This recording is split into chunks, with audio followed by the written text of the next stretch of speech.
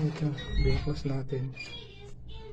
Papalitan natin ang automatic na switch. Nakaka-maintenance. So, yung pinakaloob niya. Ito naman yung connection niya.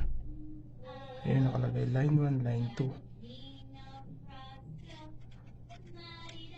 Ayan, ito yung line 1. Neutral yung isa, yung kulay dilaw. Bali ang line 1 yung black. Hindi ka maliligaw kasi may nakalagay naman na tagging.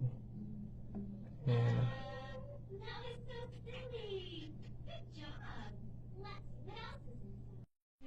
Ito mga ka-maintenance, nakabit na natin.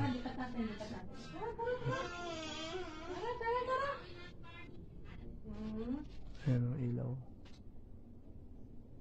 Pag pinindit mo yan, i-on off niya. Tsaka to on off.